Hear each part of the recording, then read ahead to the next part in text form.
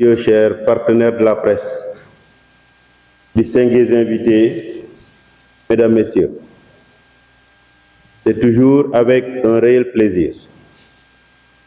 que nous vous retrouvons, comme c'est le cas aujourd'hui. Et je vous souhaite très cordialement la bienvenue en cette session d'ouverture de la 42e Assemblée plénière du Haut Conseil du dialogue social. Je profite également de l'occasion que nous offrent ces moments de ferveur religieuse et d'abstinence en ce mois béni du Ramadan et du Saint-Temps de Carême pour prier Allah subhanahu wa ta'ala d'accepter nos prières, nos efforts de jeûne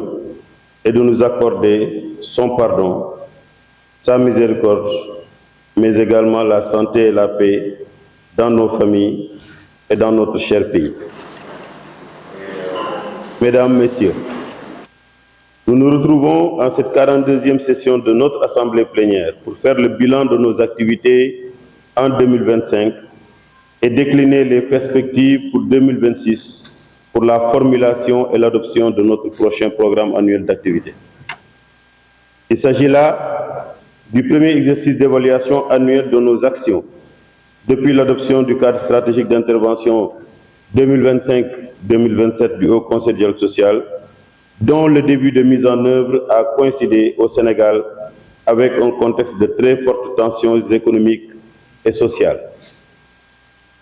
Néanmoins, la vie des structures comme la nôtre doit s'inscrire dans une culture de transparence et de reddition des comptes. À ce titre, la formulation, la mise en œuvre et l'évaluation des programmes annuels d'activité et des cadres stratégiques d'intervention qu'on se dote demeurent des exercices permanents et des actes fondateurs de nos interventions. Cette exigence de transparence permet ainsi de mesurer le niveau de réalisation du cadre stratégique triennal et des activités programmées durant l'année écoulée en vue de prendre de nouveaux engagements ou de confirmer pour l'avenir des prévisions résiduelles non réalisées. C'est ainsi que le Haut Conseil du dialogue social s'est résolument engagé dans une perspective pluriannuelle de ses actions avec l'adoption de son cadre budgétaire, de son cadrage budgétaire 2025-2027, arrimé à la stratégie nationale de développement 2025-2029 et intégrant les différents axes stratégiques du nouveau référentiel des politiques publiques, a l'obligation morale de procéder régulièrement à l'évaluation de ses interventions et au besoin d'y apporter des ajustements nécessaires à l'efficacité et à l'efficience de ses missions statutaires. Mesdames, Messieurs les conseillers, cette session de notre Assemblée plénière se tient dans un contexte de réalisation des engagements souscrits dans le Pacte national de stabilité sociale pour une croissance inclusive et durable, conclu le 1er mai 2025 pour une durée de 3 ans. Ce nouvel instrument de gouvernance des relations professionnelles, dont la mise en œuvre implique des actions de notre institution, est bien calibré dans le temps avec le cadre stratégique d'intervention du Haut Conseil du dialogue social en cours d'exécution. En effet, plusieurs activités prévues dans le produit 1 du plan d'action consensuel du pacte relèvent des compétences statutaires du Haut Conseil du dialogue social et sont en phase avec les axes majeurs de son cadre stratégique d'intervention 2025-2027 du Haut Conseil du dialogue social. Il conviendra ainsi, dans le cadre de la formulation de notre programme annuel d'activité 2026, d'intégrer certains engagements du pacte nécessitant l'intervention directe du Haut Conseil du dialogue social en termes de promotion du dialogue social et de la négociation collective, consistant notamment 1. À renforcer les capacités des acteurs sociaux en dialogue social et en négociation collective en vue de réactualiser les conventions collectives obsolètes de branches d'activité ou de conclure de nouveaux instruments conventionnels pour les secteurs qui n'en disposent pas. Je crois que pour le travail qui a démarré pour les secteurs les secteurs agricoles, le secteur des mines, ces travaux vont bientôt remettre leurs conclusions et elles seront partagées avec l'ensemble des membres du Haut Conseil du dialogue social. 2. À mettre en place des comités de dialogue social dans les ministères et autres structures publiques et parapubliques, ainsi que dans les branches d'activité du secteur privé. C'est le lieu de féliciter le ministre, le professeur Daouda Ngom, qui vient donc de doter son ministère d'un comité de dialogue social pour le sous-secteur et d'installer le président et les membres du comité de dialogue social du sous-secteur de l'enseignement supérieur, qui aujourd'hui sont en train d'abattre un travail remarquable pour un retour durable de la paix dans les universités publiques. Il s'agira ainsi pour les mandants tripartites de notre institution de réaffirmer leur totale disponibilité et leur détermination à réaliser les engagements souscrits dans le pacte de stabilité et relevant de leurs prérogatives afin de contribuer activement à la pacification des relations professionnelles par la matérialisation d'une trêve sociale de 3 ans qui constitue un engagement commun de l'ensemble des parties prenantes du pacte de stabilité. Par ailleurs, chères conseillères et conseillers, vous êtes invités à mettre à profit la présente session de notre Assemblée plénière pour, d'une part, identifier certains produits résiduels pertinents du programme d'activité 2025 non réalisés en vue de les reconduire en 2026 et d'autre part, tout en tenant compte des limites objectives du Haut Conseil du dialogue social sur le plan budgétaire. C'est l'une des raisons qui nous a empêchés de réaliser tout ce qu'on avait planifié l'année dernière, pour recenser les produits des plans d'action des commissions spécialisées. Je sais que le travail a déjà été fait en amont, donc il s'agira de recenser ces produits des plans d'action des commissions spécialisées du Haut Conseil à intégrer dans notre programme annuel d'activité 2026. Il s'agira ainsi, à l'issue de la présente session, d'adopter le rapport d'activité de la première année d'exécution du cadre stratégique d'intervention 2025-2027 du Haut Conseil du dialogue social et de son programme annuel d'activité pour l'année 2026.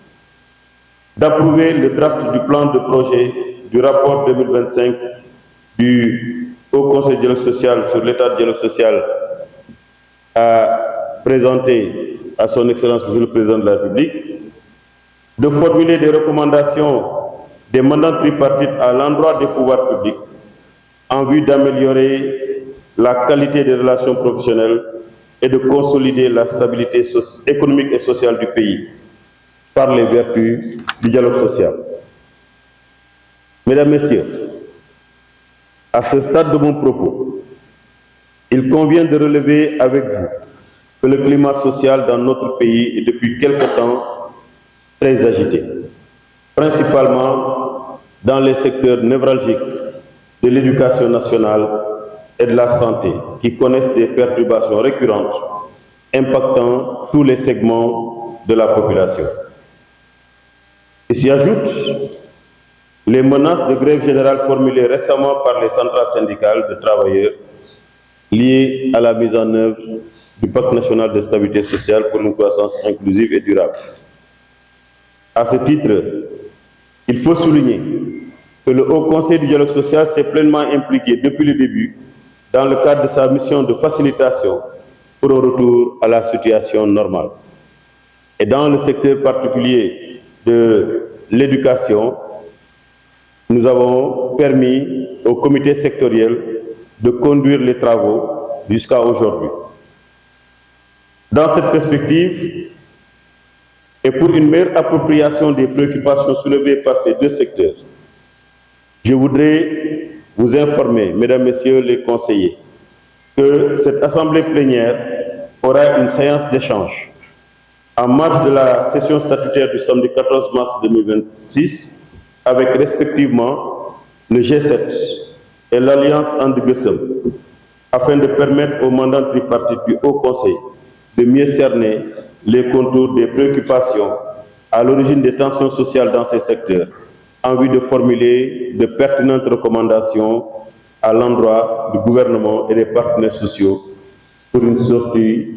honorable de crise. Je voudrais également vous rappeler que dans le cadre des travaux de la présente Assemblée plénière du Haut Conseil du dialogue social, nous aurons le plaisir et le privilège d'accueillir dans l'après-midi de demain vendredi 13 mars, ici même, M. Moussa Bala Fofana, ministre de l'Urbanisme, des collectivités territoriales et de l'aménagement du territoire, qui a bien voulu nous faire l'honneur de venir s'entretenir avec les membres du Haut Conseil du dialogue social sur le programme des pôles territoires, un sujet qui nous intéresse particulièrement en tant qu'institution. Je crois que le vice-président Travers l'a rappelé tout à l'heure. Il reviendra au Haut Conseil d'installer des comités de dialogue social à l'échelle nationale et avec l'échange que nous aurons avec monsieur le ministre Moussa Bala Fofana, cela nous permettra de planifier ces activités-là pour que, au courant de 2025, ces comités polaires puissent être installés dans chacun des pôles territoires. Permettez-moi donc de saisir cette tribune pour lui exprimer, au nom de tous les mandants tripartites du Haut Conseil du dialogue social, notre profonde gratitude et nos chaleureux remerciements pour sa disponibilité et cette marque de reconnaissance manifestée pour notre institution et pour son rôle dans la mise en œuvre des politiques publiques. Hier, quand je m'apprêtais à venir ici, il m'a fait appeler par son chef de cabinet pour me rappeler et pour réaffirmer que personnellement, il sera là demain à partir de 15 h pour la séance qui est prévue. Merci donc à Monsieur le ministre. Je voudrais ainsi vous inviter à vous mobiliser à l'occasion de cette séance spéciale de notre Assemblée plénière pour accueillir notre invité et donner un cachet particulier par votre présence massive et vos pertinentes contributions attendues à cette session d'échange sur une question majeure des politiques publiques et de l'agenda national de transformation Sénégal 2050.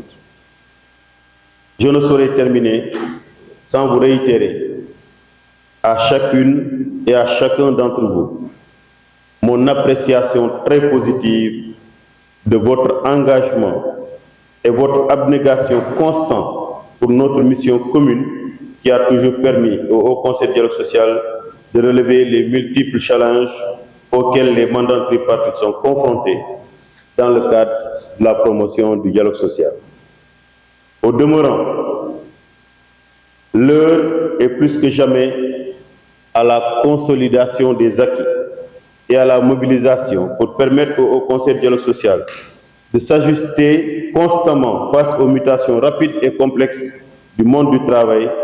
et de renforcer le capital dont jouit notre pays en matière d'approfondissement de la démocratie sociale et de promotion du dialogue social. Sur ce, je déclare ouverts les travaux de la 42e Assemblée plénière du Haut Conseil du dialogue social. Je vous remercie de votre aimable attention.